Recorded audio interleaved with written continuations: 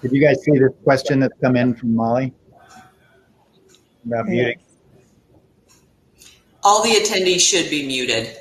So no one, they won't be able to, the only response that they can get is through the chat. So there won't be any sound. Okay, it is 10 o'clock. So we would like to welcome everyone for joining, and thank you especially to Marc and Lais and Jesse for this presentation. And I will turn the time over to Jesse for introductions. Great. Hi, everyone. Oh, there's a picture. Do you hear that? Okay. Well, I want to, Courtney, do you know if there's something I can do about that? Headphones in. I don't. If you and Marc will both put headphones in that, or if Marc puts them in, it should probably resolve it. All right, let me do that.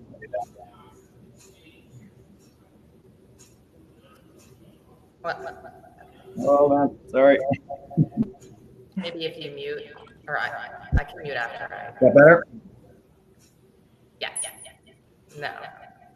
All right. Well, I think we can deal with the echo just in the interest of time. So this is our exciting first joint webinar of the Society for Epidemiologic Research and the International Society for Environmental Epidemiology. I want to thank the other members of the committee that put this together, Jeanette Stingoni, Ying Zhang, and Christina Fuller, as well as Andy Olshan and Beata Ritz. The format of the webinar will be to have Dr. Weisskopf talk, and following that, we will have question and answer session moderated by Lais. So as your questions come up during the talk, please put them in the chat box, and we will not have audio for questions, so just put all your questions as you go in the chat box, and they will be raised after the talk. Marc Weisskopf is the Cecil K. and Philip Drinker Professor of Environmental Epidemiology and Physiology at the Harvard T.H. Chan School of Public Health. His work is focused on the influence of environmental exposures on brain health across the life course, and he is an outstanding methodologist working on issues of causal inference in environmental epidemiology. He will also be a plenary speaker at the upcoming 2019 International Society for Environmental Epidemiology Conference, for those of you who will be there. And I especially want to thank Marc for being our inaugural speaker on his birthday today, which is very exciting. And with that, I'll let him go ahead and begin his talk on bias amplification in epidemiologic analysis of exposure mixtures. Okay, great. Thanks, Jesse, and thanks, Lais, for helping to put all of this together. And thanks, everybody, for tuning in. So, yeah, that's the title of the talk. And I on this first slide, just want to acknowledge my co-authors on this, Ryan Seals, former doctoral student of mine, and Tom Webster at BU. And this is work that's described in the paper we had in Environmental Health Perspectives, as indicated here back in 2018. So more details are there if you want to dig into it further. So with that, let me try and get through this fast enough so we can have some time for discussion. Very simply, let me start. Let's see. Yeah, there we go. With just a very basic. Let me actually also just say that I'm going to be sort of making reference to directed acyclic graphs, or DAGs, for those of you that know them. I'm assuming sort of some basic knowledge about these. I'll describe some things, but if people aren't super familiar, the paper describes a little bit more, and there are other resources I can give people to find out more about that. But hopefully it won't be too much. But as a this is an extremely simple DAG, but it's really just meant to describe what we're really trying to do, right? We are trying to identify the effect of some exposure X on an outcome Y. And I've got X with an arrow towards Y because in this case, we're assuming X causes Y. And below it, I've indicated C1 as an indicator of the causal effect of X on Y, which is ideally what we would like to know and what our sort of all of our efforts are aimed at. So the first thing to point out and discuss and address is sort of just very simply what happens when we have more than one exposure that we are potentially interested or looking at, in this case indicated as X sub 1 or X sub 2. And in this case, I've described a scenario where x sub 1 is causally related to the outcome, but x sub 2 is not. But x sub 1 and x sub 2 are correlated with each other, and that's indicated by this R correlation coefficient, R12. U is an unknown or unmeasured variable that creates the correlation between x1 and x2. But very importantly, as a distinction that will come up here, is it's important to understand that difference between an R, what I'm calling the R variables, or a bivariate correlation between two variables, or a causal effect, right? So they're not the same thing. In this case, x1 and x2 are correlated with each other, but not because one of them causes the other, but because there is an unknown variable that is leading to that correlation. And so we describe that with this R variable as a bivariate correlation. x1 and y are also correlated with each other, but there it's because x1 is causally affecting y, and that's why I've indicated that with a C variable, C sub 1. So that's important to keep in mind. And as is probably, basic for most people here, you probably would recognize, if this is the scenario, that if you do a crude analysis of either x1 on y or x2 on y, you'll get the correct beta for x, if this is really the way of the world.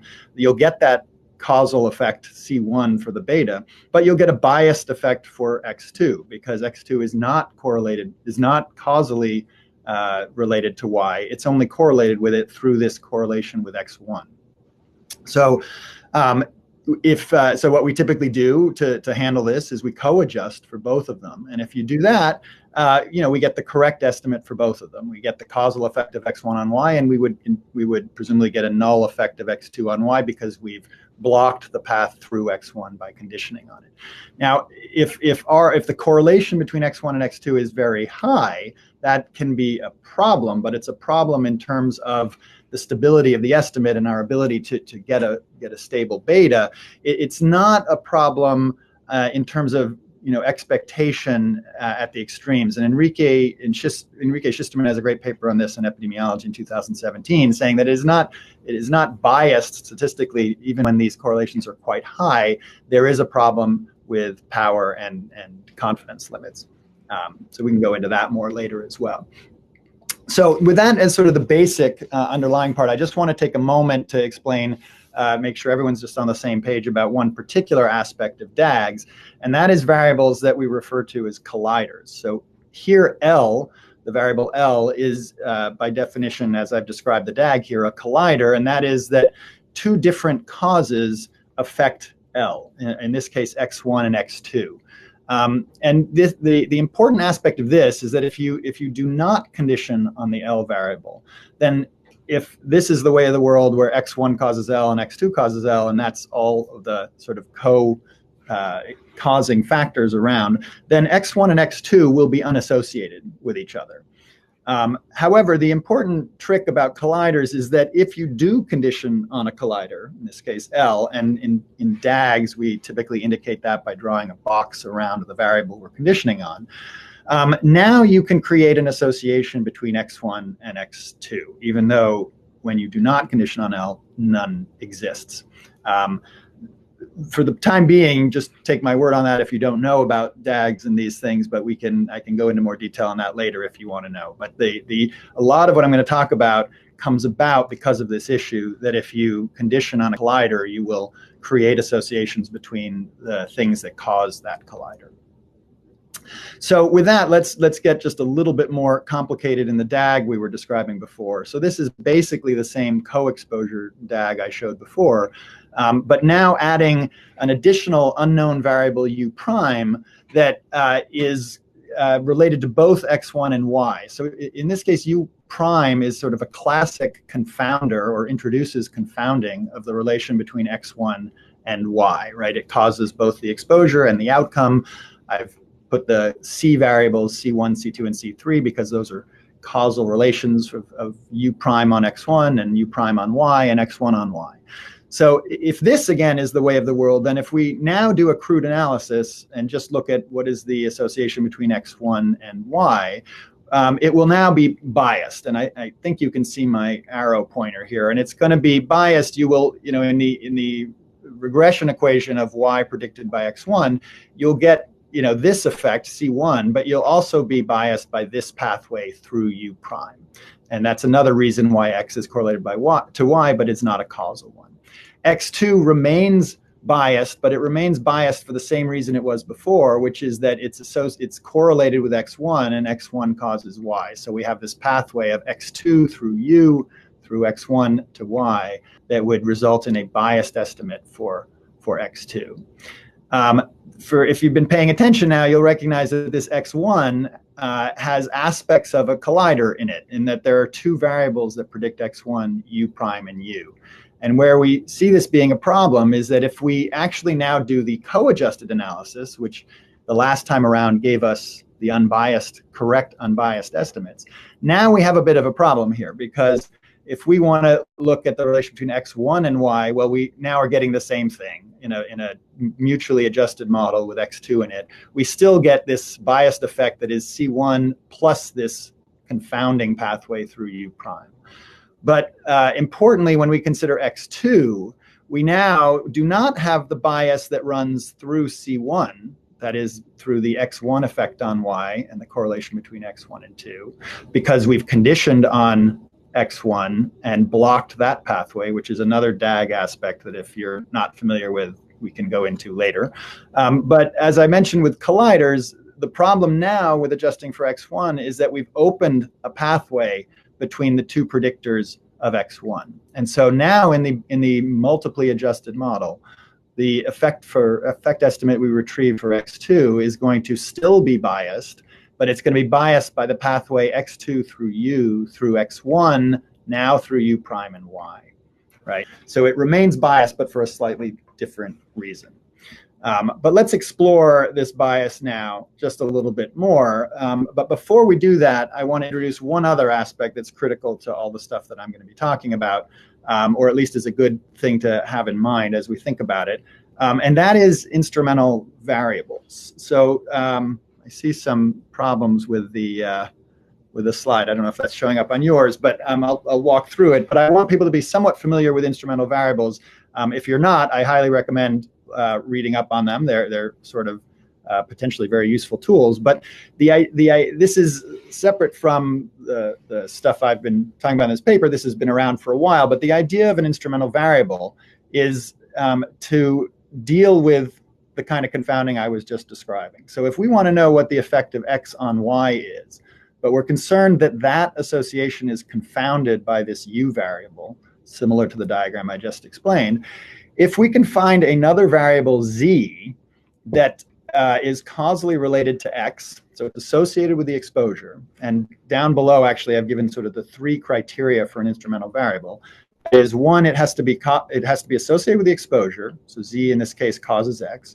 It does not cause the outcome except through the exposure, so there isn't another way to get from Z to Y.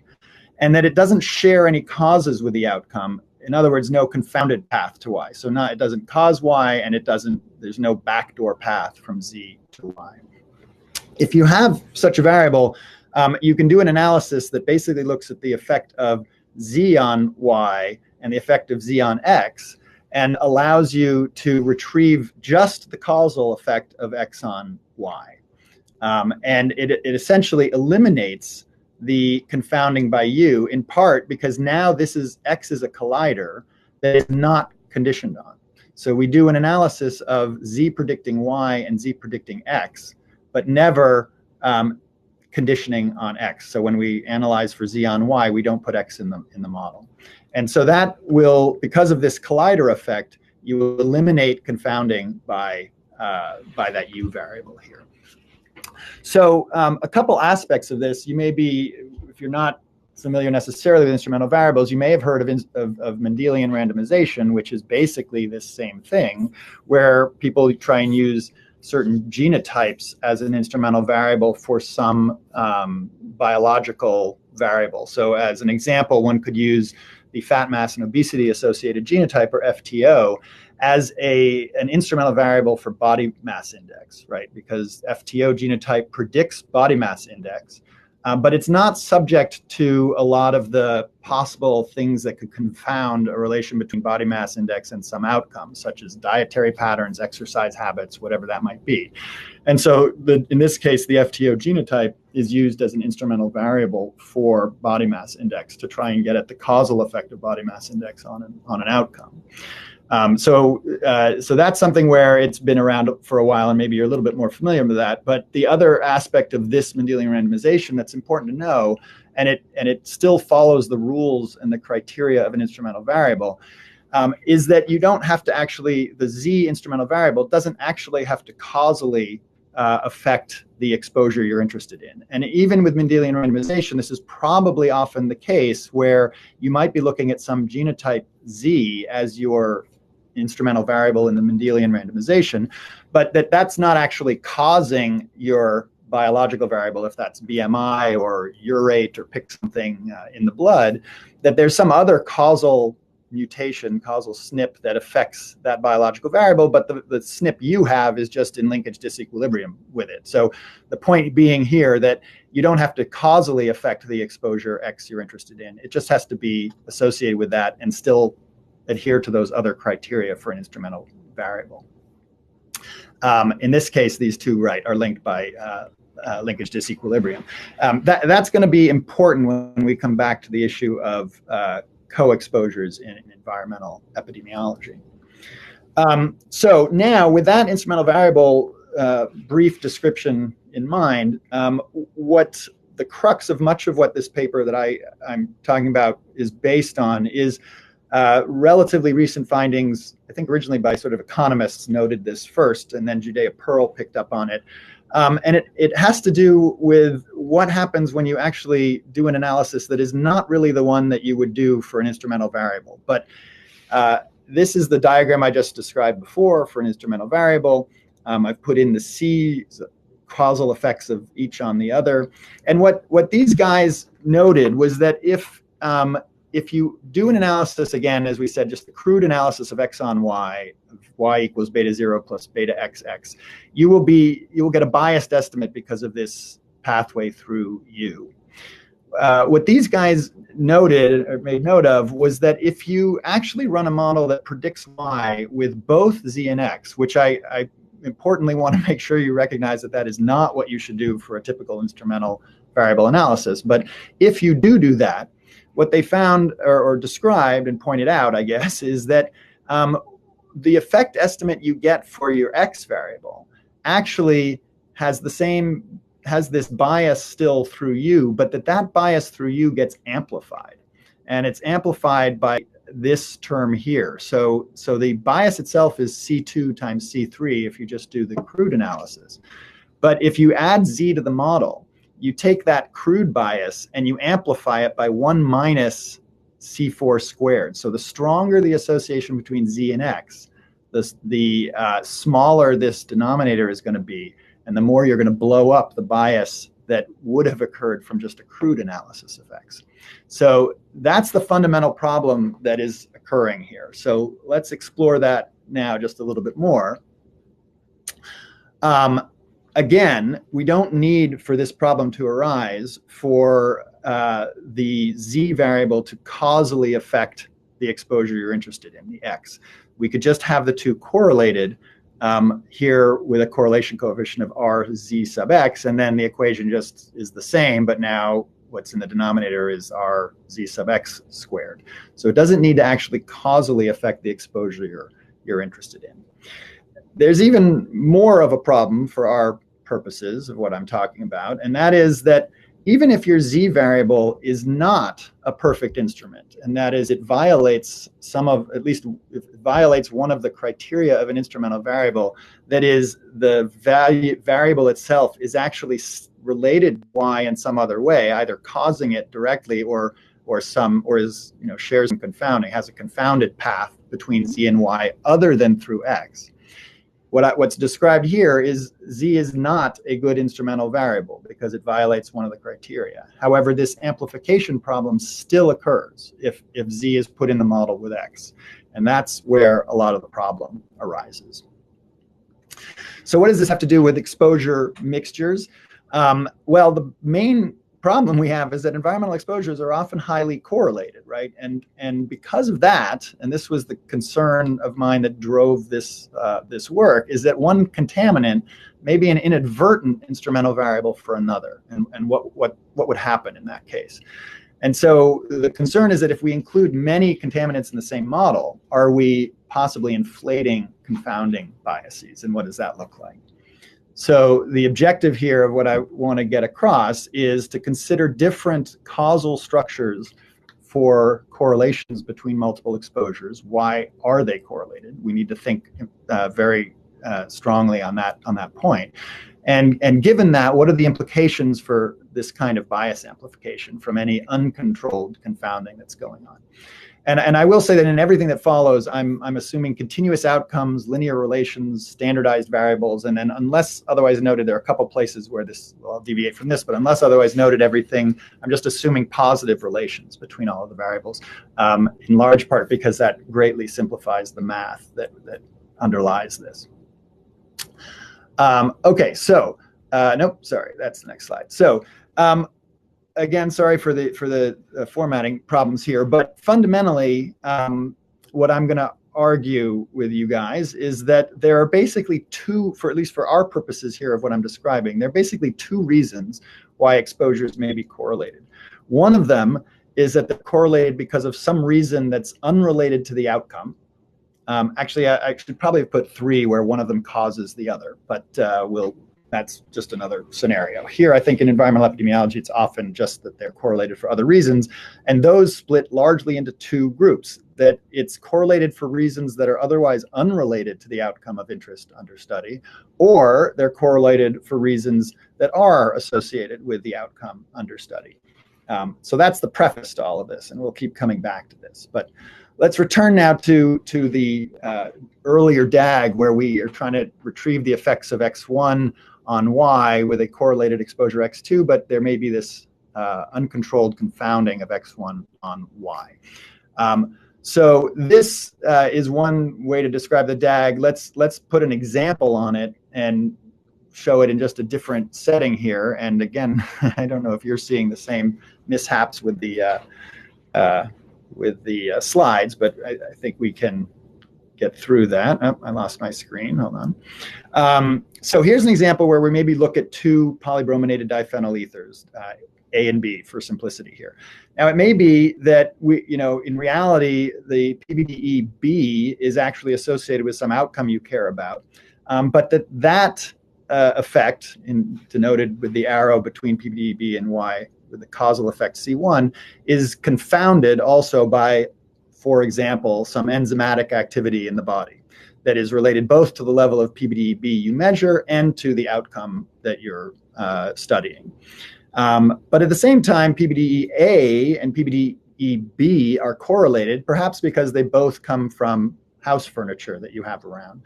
But PBDE-A in this case is not itself causally related to Y.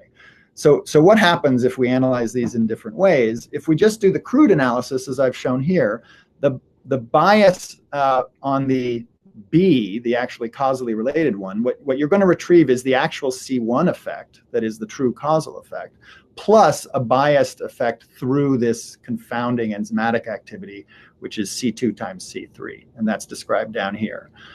On the PBDE-A, if we just analyze how that is associated with Y, ignoring everything else, that will be biased, and that would be biased by this pathway, the correlation between PBDE-A and B, and then the effect of B on Y. So it will be RAB times C1.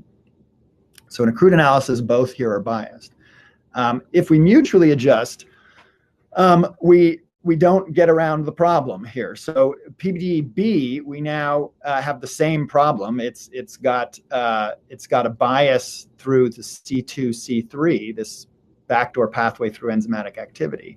But what the effect of also having this now instrumental variable PBDE-A in the model with PBDE-B is that bias on PBDE-B gets inflated by 1 minus the square of the correlation between the two of them. The effect estimate we retrieve on PBDE-A is also going to be biased And that relates to the correlation between B and, again, now this backdoor path that we've opened up because we conditioned on PBDE B. It's no longer biased by the C1 pathway, but it's biased by this backdoor pathway through C2 and C3. And that gets amplified as well. Again, related to the correlation between these two. So putting both exposures in the same model here actually has made things worse. And it's important to point out that that happens even if there's really no true causal effect of PBDE B on Y, and we're only confounding showing up here. And this amount of this amplification is strongly influenced by this correlation between the two co-exposures here. And as you can see, especially since it's squared in this math here, that as these correlations get quite high, that can be a pretty dramatic inflation. And so it can potentially be quite problematic. Also of important note, you'll see that the bias on this PBDE variable, this exposure, actually is negative, right? And this, in fact, underlies what's known as the reversal paradox. And we can go into that later, but that's a very important point because there's at times some misconceptions about what the reversal paradox is, but it is fundamentally related to this issue here. So what happens, I mean, sometimes we're putting that other exposure, like PBDE-A, in the model because we think, well, it might actually be related to the outcome that we care about. We want to know that. So what happens if it really is? And there is this causal association between the PBDE-A and Y through this C4 causal effect. Well, in that case, again, if we do the crude analyses, each one is biased by a different pathway. So the effect on PBDE-A, you'll retrieve the C4 effect, but it will still be biased by this pathway through PBDE-B on Y, related to the correlation between the two. And the PBDE-B effect is still going to be biased by this basic confounding of C2 and C3 through the enzymatic activity, which is, again, going to be inflated by the PBDE-A. Interestingly, of course, as we know, if this PBDE-A is related to the outcome, then in the crude analysis, if you do not adjust for PBDE-A, you will be biased by this backdoor path, the correlation between A and the fact that A is associated with Y. I jumped ahead a little bit in terms of if you do adjust for both of them and do a mutually adjusted model, what you now have is not the bias of PBDE-B through PBDE-A, that one gets blocked, but having PBDE-A in the model amplifies the bias through the enzymatic activity. C2, C3, again, related to 1 minus the square of this correlation term. While PBDE-A is now still going to be biased because not through the C1 pathway here, but the correlation with PBDE-B and now the backdoor path through enzymatic activity. So we've got bias there as well. So what do we do? Do we include both? Do we not? Turns out that you can run the math through this, and that if this is all going on, then the bias on the PBDE-B here is actually going to be reduced when this C4 pathway is actually greater than or equal to this ridiculous equation down here, which the paper will give you the math on that. But that may look, complicated and uncertain. But the main point to grab here is that as RAB gets large, this can really start to inflate this side of the equation. So it can be, as the correlation between these two exposures gets much higher, it can be hard to overwhelm the effect of or it can be hard for C4, this biased pathway, to overwhelm the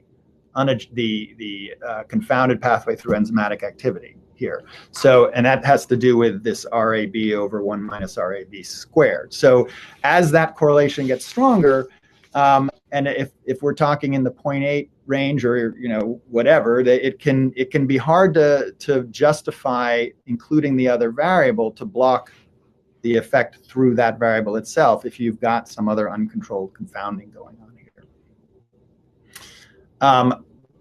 The problem gets worse and not better, unfortunately, if you have more correlated exposures. So one could argue that with only just one of them and you're putting two things in the model, if we go back to the prior slide, yeah, okay, so maybe this C4, you think it's quite strong, and so you really want to get that PBDE in there because of this backdoor path, and you want to block that. The problem is if we have lots of exposures and we're putting many of these in, if this is the underlying structure where they're all correlated for these other reasons unrelated to the outcome, each time you put another variable like this in the model, you're going to make this amplification of this bias, the C2, C3 through enzymatic activity, worse. And very importantly, it's always going to be worse in the same direction. So whatever this bias is, you just continually amplify it up as you add more of these other PBDEs here that are related to the one that's actually causally affecting the outcome. And that's true. And this is the unfortunate part here. You know, there may be some of these variables you think, well, some of these I'm putting in because of my concern that these may be related to the outcome. But if you're dealing with exposures where some of these may be positively associated with the outcome and some of these may be negatively associated with the outcome, that the overall confounding may in the end be actually quite small because you've got effects going in both directions that might cancel each other out. So by not adjusting for them, it's going to look actually somewhat similar to adjusting for them because of the opposite directions of the confounding involved.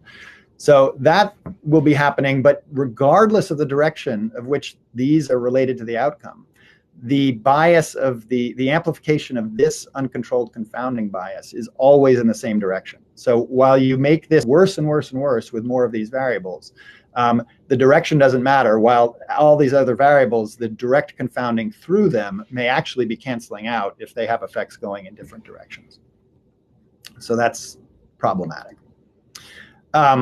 All right, so then the other, this is, so far I've been focusing on this issue of the reason variables are correlated being related to something that is unrelated to the outcome under study. The other thing I described was a scenario where the exposures you're worried about are actually correlated because of a variable that is actually associated with the outcome under study. For example, a scenario described here where maybe the socioeconomic status of a person is related to having similar PBDE A and B exposures, but that socioeconomic status is what's actually introducing the confounding here. Now, this is simplified, and obviously we often try and adjust for SES and block this pathway. I'm just throwing it out as an example under the idea that you would actually not be controlling for this for now. This could be some other variable that we don't even know or we didn't measure, and that's why it's introducing confounding, but I'm just doing this to put sort of a concrete example on it here. But the idea is we don't know this or we don't have the data on this to adjust for it and block the confounding. And that was true in the prior slides I was showing as well. So what happens if this is the case? Well, this happens often in epidemiology, and in fact, with something like socioeconomic status, this is a huge issue because we're not even usually quite sure. We know it's related to the outcome, but not even really quite sure what it is about socioeconomic status. So what we often do is we try and capture lots of aspects of the socioeconomic status to figure out a way to adjust for it. So we might throw census tract median house value in the model along with income and education, all to try and get at this aspect of whatever SES actually is. So here we're throwing lots of things that are, these are presumably correlated with X because of the relation with SES. So what's happening from the bias point of view? Well, this kind of a scenario has actually been written about before in other settings, and Sander Greenland in 1980 and Ogburn and Vanderweel more recently have written about this, that this is actually a good thing to do. So if you are worried about uncontrolled confounding through some variable, and you can't measure that variable, but you can measure many things related to it, then by adjusting for all these other things, you are actually partially blocking the pathway through that unmeasured variable, and so actually reducing the bias on that analysis. So that is a good thing to do. An example from the environmental world might be air pollution studies. Again, somewhat simplistic in that these days people typically always adjust for temperature, but let's assume for a moment you don't. Temperature can affect levels of, say, nitrogen dioxide and PM2.5, and therefore cause correlation between those two. But if we're concerned that our analysis of PM2.5 and some outcome is confounded by temperature and we don't have measurements of that, or we can't put them in the model, but we do have NO2, then adding NO2 to the model here is a good thing to do, as it will partially block the confounding of PM2.5 going through temperature.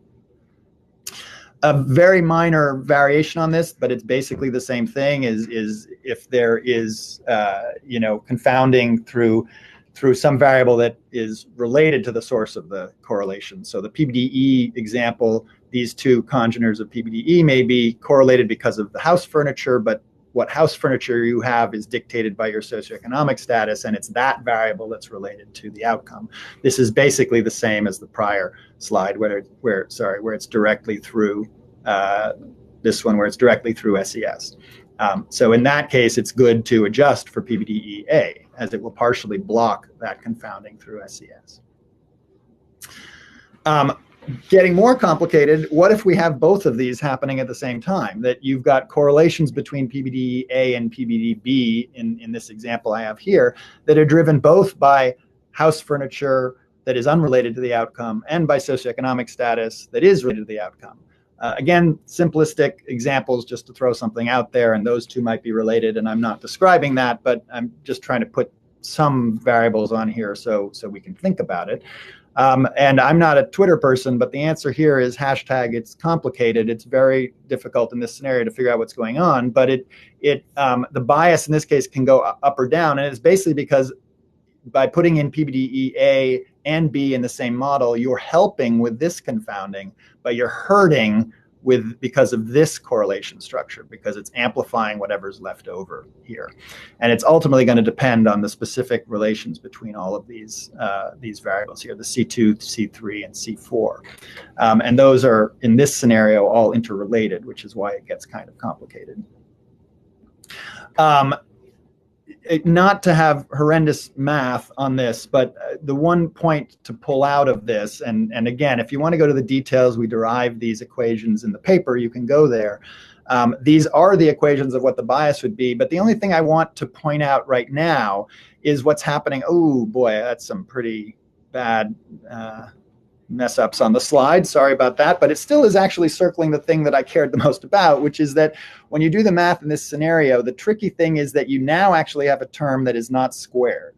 So this C3 over C1 is going to partially dictate which way the bias goes. And so now if we're not always talking, first of all, if we're not always talking, well, even if we're still talking positive causes and correlations, you can see that this can get quite hairy. You could have C3 much bigger than C1 or C3 much smaller than C1, and so that could dramatically affect things here. But even more importantly is that if we are talking possibly negative correlations, this term can actually be negative and therefore actually enhance biases going on. So it can make this bias amplification even worse if you have correlations between variables going in a different direction. So it can greatly inflate the bias again. And this isn't totally theoretical. There are places where we've seen this. Heather Stapleton published a paper in EHP in 2012 about PBDEs among children in North Carolina. And given the data that she had, and you can pull this out of, I believe it's their table 1 or 2, they look at sort of the sum of 3 PBDEs and then separately PBDE 153, and they find that those are quite correlated with each other reasonably highly, but that their socioeconomic status indicators, I think it was education, I'm forgetting specifically now, were actually negatively correlated with the sum of the 3 BDEs, but positively correlated with the BDE 153. So this is exactly the kind of scenario where you can actually sort of superinflate the bias that we've been talking about, any residual bias through here by including these two terms, the two exposures, the sum and the BDE 153 in the same model. So one more thing that I have to point out is that, as I've described it so far, one could say, well, look, this is only really a problem when you've got a problem to start with and you've got a problematic study because you've got uncontrolled confounding that you can't deal with. And so you could make the argument that, all right, if you put another exposure in there, yeah, you're going to amplify that. But basically, it was wrong to begin with, and the crude analysis wouldn't give you the right thing. So is that the case, that this is really only a problem when you already have a problem and you're stuck either way? And unfortunately, the answer is No. So here's a setting where we want to know x1 on y. And that in absolute reality that we don't know, x1 is unconfounded and it affects y. And if you did a crude analysis, you'd retrieve this C1 causal effect of x1 on y. But now you're worried about x2 that is correlated with x1. And so you throw it in the model as well. Well, even if it turns out that x1 is not at all confounded other than independently, but that this other exposure x2 itself is confounded, and maybe that's the only reason it's correlated with y, then when you try and put in a model that has both x1 and x2, you're now going to bias the x1 effect estimate because of this x2 confounding, and you're going to amplify that. It actually turns out it will be negative. This is again related to the reversal paradox, and it will be related to the confounding of the other variable you threw in, and how strongly x1 and x2 are associated with each other. So it's not necessarily only a problem, all of this, when you've got uncontrolled confounding of your main exposure of interest. A few additional comments on all of this. This is all focused on really individual mixture components under the assumption of additivity between them. We're not really considering here sort of mixtures as a whole, like some group of PBDEs or maybe a PCB mix of some sort. If you have that or interactions between the individual elements, it can get more complicated. But some of this would still apply if you just consider that as sort of a separate term in your model. And also, very importantly, the nonlinear setting can be different. Judea Pearl has written a little bit about this, but the upshot of that is that in nonlinear settings, this bias amplification is maybe a little bit less pervasive and less easily outweighs confounding control. But the flip side problem is that in those settings, you can also sometimes get bias where none existed before, where even no unmeasured confounding exists. So that's somewhat problematic. So the key points from all of this are that all of this occurs even in the absence of causal effects of exposure on outcome. Often adding an additional exposure to a model can make the effect estimate on another exposure go down or reverse, and this is related to this reversal or suppression paradox that has been around for a while and sometimes gets misunderstood. And very importantly, and this is sort of one of the cruxes of all of this, is that you cannot use a change in an effect estimate on some exposure that results from adding or taking out another variable from the model. You can't use the change in an effect estimate itself to distinguish between a true causal effect bias and bias amplification. It entirely depends on the assumptions of what has created the correlations between all these and what is related to what. So just looking at changes in effect estimates isn't going to do it for you. Ultimately, including all exposures together in the model can be dangerous, and particularly so when the correlations between them are high and the thoughts that whether they affect the outcome, if that's less certain or the thinking is it may be a small effect on the outcome, then including lots of exposures in the model together can be a problem. And because of my screen here, I'm realizing I can't even see the bottom point there. So I'll have to come back to that one later if you guys could see it. Last discussion point, the main issue here is that the often high correlation between environmental exposures, I think, makes this relevant, this issue particularly relevant. What is very important, and I think hopefully various groups are doing, is trying to figure out, there's a lot of work on different statistical approaches to handle mixtures and multiple exposures at the same time. And I think it'd be worthwhile trying to sort of simultaneously look at how different approaches are or are not affected by this bias amplification problem. Are some of them more or less susceptible to it? And again, the results of any one model can't define the interpretation. It really, it's possible that the sort of pattern of results with different co-exposures in the model together, like let's say you had 20 co-exposures, it's possible that if you sort of do multiple bootstrapping or something where you're randomly picking a few of them at a time in the model, that the pattern of how effects changes with that might give us a better sense. That's one area I'm interested in. I'm not there yet. But very importantly, it's hugely important to understand as best we can the sources of these exposures and why they're correlated with each other, because that's really going to dictate how these things are likely affecting our model results.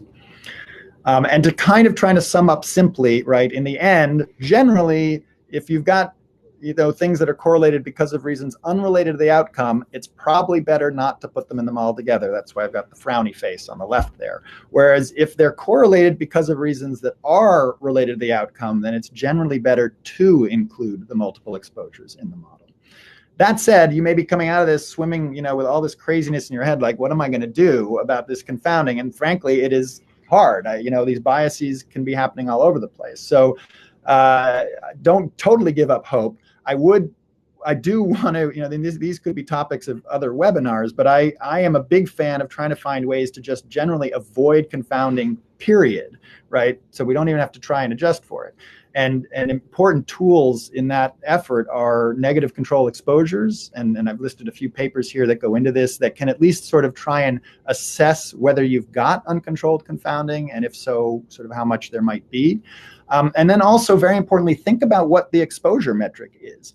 The choice of an exposure metric has a big influence on what can possibly confound the association. And sometimes some exposure metrics, like a model of air pollution, for example, are less susceptible to many factors than, say, a monitor on in someone's breathing zone that is going to be affected by their behavior patterns and their breathing rate and all stuff like that. So I've listed a couple papers that get into these issues, and I think it's important to think about them to just try and basically avoid confounding as much as we can from the start. So with that, let me just thank again my group here at Harvard that makes doing all this work fun, and in particular Tom Webster at BU again, and Ryan Seals, who were intimately involved with this specific paper I've been talking about. So with that, I'll stop and hopefully try and take some questions.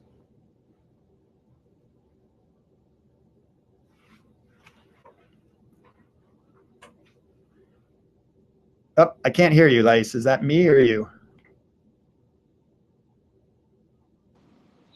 I was muted, sorry. Thank you very much for this very interesting presentation. You started saying about how important are the graphics to, and also comment the reference. And there are some questions here saying if we should start doing the graphics, or it's better to start doing the analysis, because everything. And another question is that how we should go through the graphics, because it's something that we know, right? So if you could comment more on that, please. Well, yeah, I mean, I guess I would just say that this is, there are many levels of these directed acyclic graphs or DAG work one can do, and there's lots of very fancy, complicated math behind them. But at sort of the very simplest level, they just, to my mind, are extremely important to help us just make explicit what we think our assumptions of the data are, why we think certain things are related to other things, and they help us visualize, what we might need to control for, what we need to be worried about. And frankly, again, when you get one result from your data, as I tried to make clear, is it's often hard from just one finding to know whether you're talking about something causal or confounded, and in part because it depends on that underlying structure of the data that is made explicit with a DAG. And so sometimes at the very least what you can do is you can say, well, I can interpret my effect estimate this way if the data is reflected by this DAG. If it's not, and if it's reflected by this other DAG in another setting, then I have to interpret my effect estimate differently. At the very least, that then allows people to see what the different possibilities are. And maybe somebody else has some data that suggests that the DAG is really one way or the other, and they can sort of add to the level of evidence of which interpretation is correct. But I highly, highly recommend trying to sketch out to some degree how you think your data is all related to each other, to get some sense, or at least what the possible ways could be, to get some sense of how to interpret the findings you get. And for the near future, to understand better the implication of bias, do you think we should write the DAGs in the papers so everyone is aware what we have in mind? Yeah, I generally think that's good and would largely be a good thing to do. That, you know, the DAGs can get quite complicated, so sometimes that can be ugly to look at. But in these days of online supplements, I would think it's certainly reasonable to try and do that as much as possible. I definitely think it helps. Yeah. There was a question here if principal component analysis could be a strategy to deal with this bias. But could you comment on that, please? Yeah. So so I'm not quite sure, and I don't know whether the questioner could add some detail. Would this is the because I'm not quite sure where the question is coming from. Would the idea be that the PCA would sort of identify groups of exposures and then put them in as a single thing? If that's the case, that certainly could help. If the questioner, if I'm getting this wrong, the questioner could add some detail. But I mean, I think in general, right, the PCA is going to take, if the idea is to take sort of the exposure space and do a principal components analysis and say, okay, here's sort of a primary grouping of my exposures that seem to occur together, and you kind of put that in as one variable, then I think in that case, I think my suspicion is that that probably would be a good thing, that you could sort of data reduce, and it's that those things are all kind of hanging together anyway, so it goes in as one element. You're no longer, I mean, you are in that case no longer looking at those individual components. You're looking at that as a group, but because it's a single group, you've reduced the problem somewhat. So I think the answer is yes, that probably could help somewhat. Yeah. And I noticed the person that typed the question is typing, but she didn't finish yet. Somewhat related to that is Jesse is asking, based on my last discussion point, should mixture studies begin to routinely measure and adjust for known sources of exposures to block the path that causes the X to be correlated? That is a really good question and a really problematic one. If I go back to let me just go back to my slide for a second, and the other person can keep going with their question. But if we just go to the sort of simple scenario I had here, let's take this, for example. So the idea here would be that X and Z are correlated, and putting Z in the model with X causes the problem. Or maybe it's better to go like here, right? So we're saying, you know, house furniture causes this correlation between A and B. And so putting both A and B in the model like this is causing the problem. So why don't we instead adjust for house furniture and break that correlation between A and B?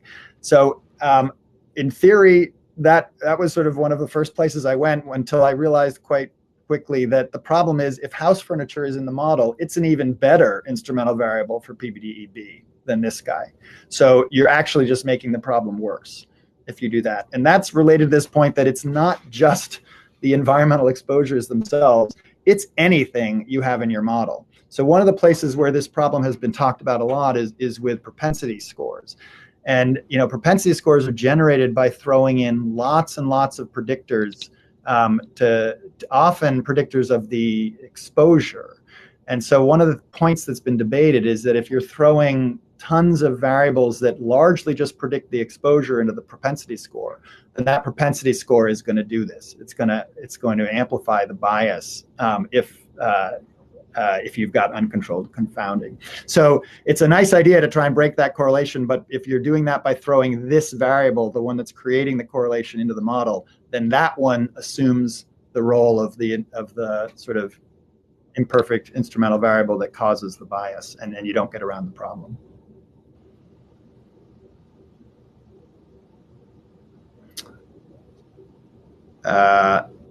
Not sure whether there's other, trying to follow some of these chats here. There was at the beginning a question about the Z, if is it associated, the question is, when Z is associated with both X and Y, then it will be a confounder. So the person is wondering why it will be lead to bias. Yeah, so that's the setting, the second scenario that I talked about here. So that's and this, sorry for the problematics with the slide, but that's where the Z variable is related. Maybe I'll pull up a different one here. Let's pull up this one. This is this kind of scenario where the correlation between the two, the Z variable is related to the one you're interested in through something that is causing the confounding. And in that's the scenario where it actually is good to have the Z variable in the model, the other variable in the model, because it will partially block this confounding, in this case through temperature. So when it's, yeah. No, sorry, go ahead. Although, well, actually, so that now that I look at the question more carefully, in fact, it's not so it's good to have the Z variable in that case in the model if it's this structure where the correlation between the Z here NO2 and X here PM2.5 is caused by something that's introducing the confounding. However, the way the question was written, it could be actually that we're looking at, let me pull up the different slide, this scenario where the Z variable here, PBDE, also causes the outcome. And so you want to have it in the model to block this backdoor path. In this case, from PBDE B through house furniture to A to Y.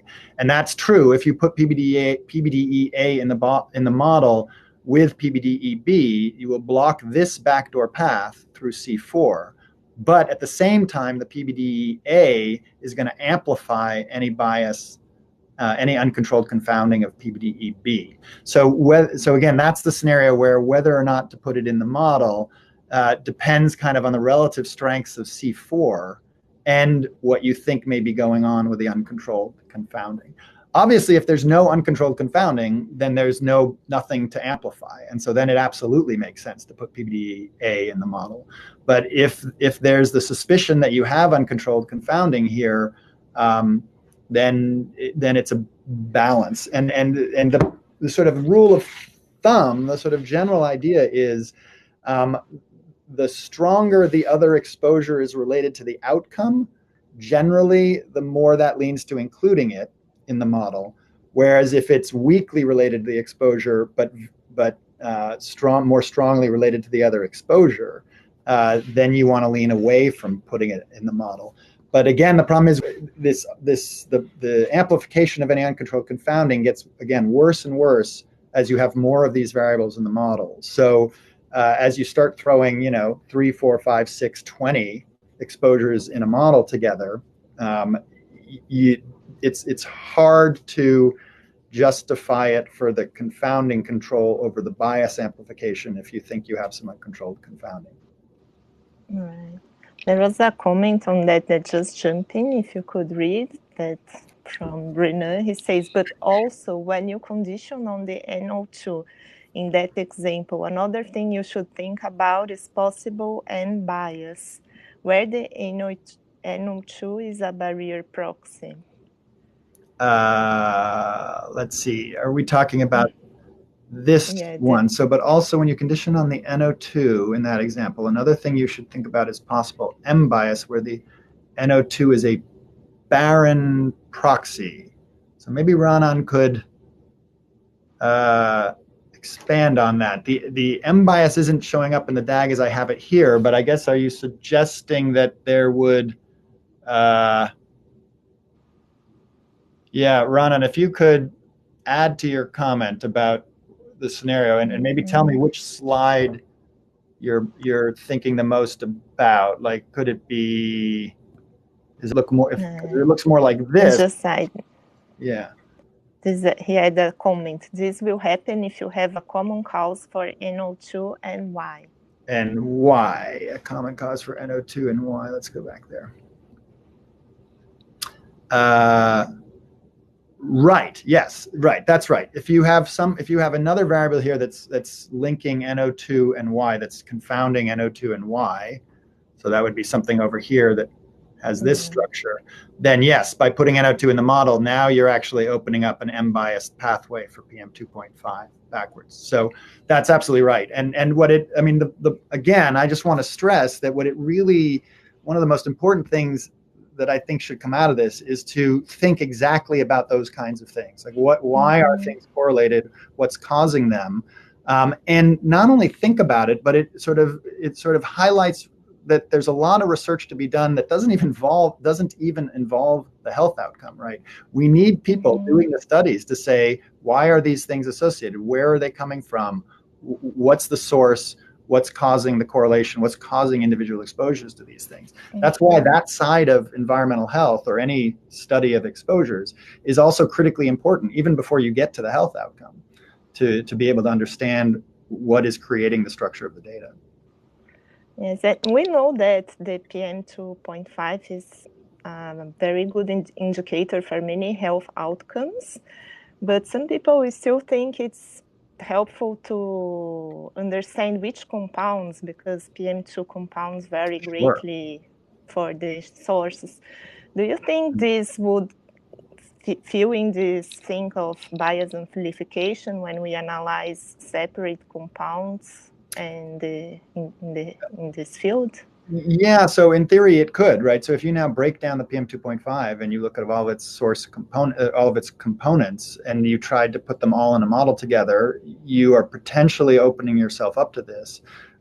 What I would say is that at least in the air pollution world with these kinds of things, I think often those exposure metrics for those components of PM2.5 are based on models rather than individual level exposure data, and because of that, that while it has drawbacks in that it's not, obviously as good as having a pump on someone's breathing zone, it avoids a lot of potential uncontrolled confounding by behaviors and physiology and things like that, and so may not have so much uncontrolled confounding to worry about here, so that's talked about more in that paper of mine, Weisskopf and Webster, in 2017 in epidemiology, about sort of your choices of what the exposure metric is, how you're estimating that exposure can affect what could possibly confound it. So while breaking out those components is in theory potentially problematic, because now you're looking at many of them in a model, I think the way they get measured may avoid a lot of confounding that could be amplified. So you don't have as much to amplify. There's also I see a question here: when using negative control exposures to adjust for confounding, should we not include the instrumental variable in the model? So I am trying to think about that. The negative, let's see, when using negative control exposures to adjust, so you're not necessarily using the negative control exposure. So this is the first part. The negative control exposure is not really used to adjust for confounding. It's used to identify whether confounding is there. So typically with a negative control exposure, it is strongly related with your exposure of interest, but you do absolutely have to have both of them in the model, because what you're doing is you're interpreting the effect estimate of the negative control exposure, and without the main exposure of interest in the model, it will be biased through its correlation with the main exposure of interest if that one is related to the outcome. So you can't identify the independent effect of the negative control exposure unless you have them both in the model. But here the hope is, what you're ideally hoping for, is that you don't see an effect with that negative control exposure. And that's an indication that you don't have residual confounding even of your main exposure. And so now okay, I'm all right putting other exposures in because I don't have residual confounding going on. So that's the idea with the negative control exposures. Okay, thank you very much, Marc, for your brilliant exposition. I think it was very interesting and clarifying. I think everyone knows the importance of taking some time to the DAG before following up the analysis. Yes. And I wish you a good birthday today, and thank you for everyone that joined with the questions and helped to organize with both societies, Jesse, Courtney. I think we did we learned a lot during this time. Terrific. All right. Thank you very much.